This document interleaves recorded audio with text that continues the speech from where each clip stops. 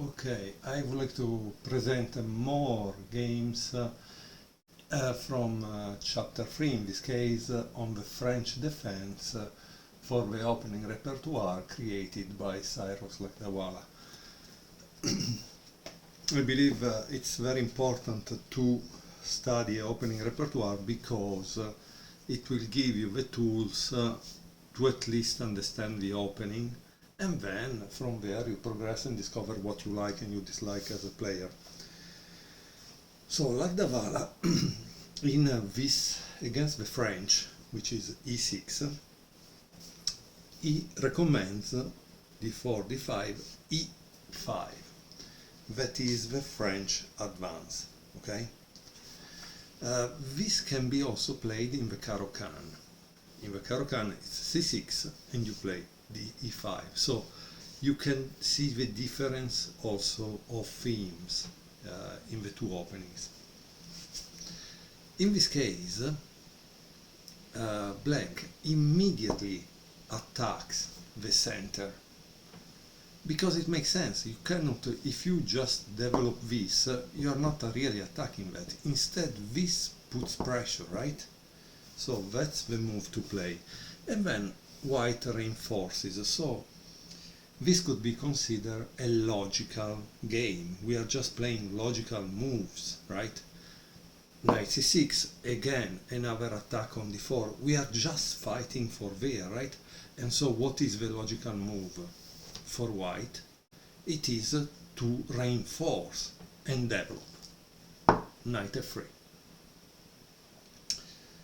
And of course, again, I said logical moves. What would be a logical move for black? Black want to, boom, re-attack again d4, right? And that's kind of interesting. However, there are different options here. He could play also bishop d7 or knight g e7 even, because it tries to trick you into take this, which would damage your center, okay? In this case, this is strong because it prevents possible checks, and so it's really strong as attack. However, this is one of the most played, so a3. a3 is practically trying to control this once this will move, okay?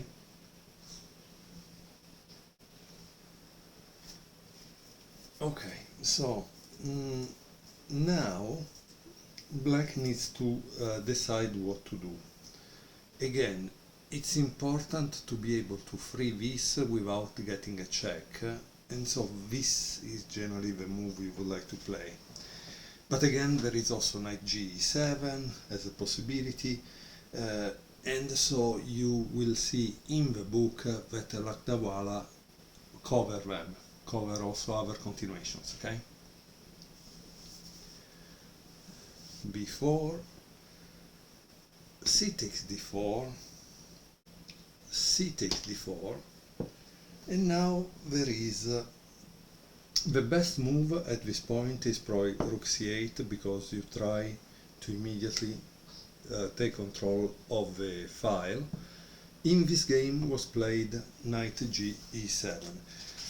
I think I forgot to say who were the players. Yeah, I'm sorry. So this is game 19. White was Louis Paulsen, that was a very famous player of the 19th century, and black was Ed Schwartz. But by the way, I mean Schwartz already means black, so I don't know, it seems a pun. This game was played in Leipzig in 1879, okay? 1879. Okay, so let's continue, right? So after knight g e7, white plays knight c3, which is a good move. And here it says the absence of a black rook on c8, here this is c8, means that white can develop his knight to its best square without fear of a discover attack. Obviously, if the rook was here, this would have been the next move, right? So that's why this is the place where to develop it. I don't know if that's the best square, but it makes sense because probably white wants to play this and this. I don't know, obviously I didn't play the French as white for a long time, so I don't remember. Knight f5, and this, as you can see, it's all attacking d4, no? So it's kind of very interesting, this continuous attack on d4. How does white continue here? You could play bishop e3, but maybe you don't want to give up your bishop here. So what white played was knight e4, which practically asked this queen to move away, right? So now, if you were black, because sometimes you need also to think what would black play. Black played queen c7, which is not good because it puts the queen on the c file, which means you will develop this and put a rook there, giving trouble. And probably the best move is queen d8. But queen d8, honestly, makes you think that white accomplished something in the opening, right? Because his pieces are more forward, black is still back in his own side. And this is still here, so not really good, right? Okay, so however, in the game was played queen c7. Bishop b2. And here black plays bishop e7. Again, you must think before moving the pieces, because it's true. In chess, you need, especially in the opening, you need to bring out all the pieces. But here the problem is this, no? So you want to avoid knight c5. So probably this was the best move because it prevents white from getting to the outpost. Okay? But he played bishop e7. So as you can see, often also games that are very old, more than 100 years ago, and that are not played by top games, GM, grandmasters of today, are better examples because we will play this opening at club player, and so we are able to understand the little inaccuracies that black has made that gives white an advantage. Like I said, rook c1, yeah, it makes sense, right? Notice that if white plays this, this is kind of lost, right? a6, bishop, knight c5, and bishop take c5.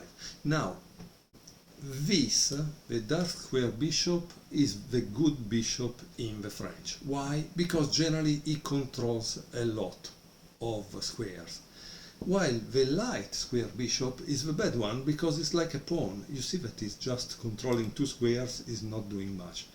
So between exchanging this and this, you are always happy to exchange this one. So here you have lost a very active piece, okay? Rook takes c5, and also here you must think, right? He didn't play this or this. Why? Because he wants to keep control of the file, and the only keep it control is if you keep it open. If you close it, you have lost that advantage, right? So that's a rationale for your moves that is very important to have, right? Castle,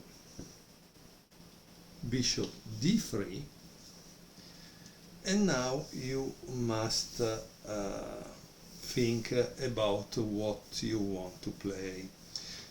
Why? Because bishop d3, the problem is if it takes, you take back, this is lost. So what do you do? Okay? What is at this point the move that you do?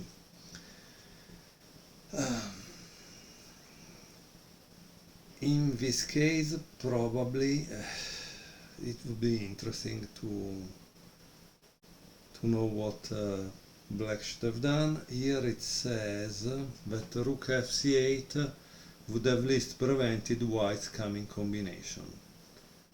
Okay, so this is a blunder.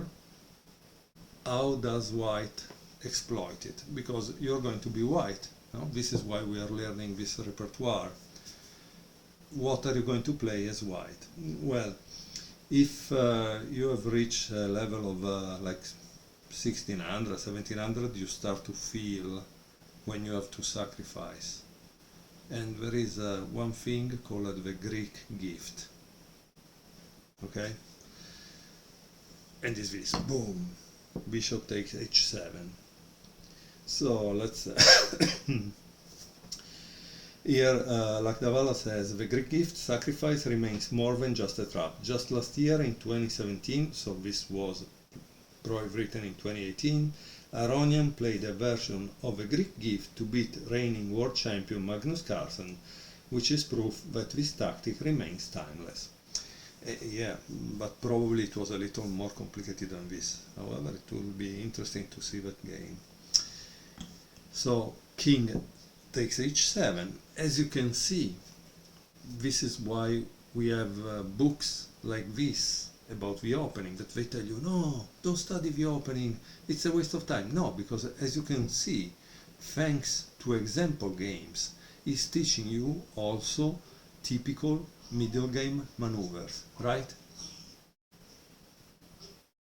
Okay, I just went back one move to show you one thing. If I place this, does black avoid the problem? No, because there will be knight g5, then you obviously take g6 to avoid that the queen enters into the game, but unfortunately there is queen f3, okay, threatening the mate. So I don't know if you can see it, g6, right? So you played this, knight g5, g6, queen f3, checkmate here, okay? Knight f5 to block it, and bishop takes g6. And black lose. Why? Because once you take, there is, however, this, queen h3 and queen h7, checkmate. So let's go back, let's go back, let's go back. So that's why he needs to take, but also taking doesn't help, okay? Yet it's a lot of calculation that in the beginning you should do because you learn about it. You need to do it now, so you will learn how long it will take in a tournament game. Knight g5, okay? Let's see. King g6, and here you need to calculate this move and this move, okay? So do it by yourself. In the book there are obviously he shows them to you, but you need to calculate what would you play as white if he plays this, what would you play as white if he plays this, okay? So that's a really good exercise. King g6. Now, what is the best continuation in this position? Again, you need to calculate also that, okay? It seems that the best move was this one, queen d3. Check, okay? And which continue with this one to block it. If you take, you are getting killed immediately. I hope you can see it. But okay. In reality, in the game he played queen g4. That is not so good. Okay. But luckily, black is not a computer. Okay. And he plays f5, that is also bad. And now white is back. No, with queen g3, everything is normal. Queen c8. And now you need to bring all your pieces into the attack. So this rook, unfortunately, is still out of the game. We are at move like 19, and so that's not so good, right? To have a rook that is totally out of the game. But this is in the game, so this you can use it to attack this. How? Boom, going back, so you can go on that side, on the king side, where it's needed. Obviously, black continue, f4, queen g4, knight f5, and now there is rook h3, cutting away, right? And it's threatening a checkmate. Can you see the checkmate? The checkmate is here, because this is controlled by this, after this diagonal is controlled by the queen, and this is here. So rook h3, threaten queen h5, checkmate. Obviously, as black, you try to stop it. Rook h8, but now there is a nice move, a discovery check. Knight takes e6, king f7, queen takes f5. I think at this point white is obviously winning, and it's nice to see this because yeah, unfortunately for black is out. King e7 is trying to escape, no? The king is on the run, but now you should stop the video, you should pause the video and tell me or find what is the forcing continuation that finish the game, okay? The answer is a piece sacrifice, like always. You try to have the king where you want him. Queen g5, king takes e6. Obviously, if you went there, you would have taken here, okay? Queen g6, king e7, and queen takes g7, okay? Now, what is the checkmate if you play this? It's here. What is the checkmate if you play this? It's here, okay? Or at least I hope so. Let's see. Okay, maybe there is not a checkmate, but at this point you are getting crushed. And notice how bad is the situation on this side. Yeah, maybe he can do this, but again, I don't know. To me, at a certain point it gets over. Or maybe there is a check like this. It's bad.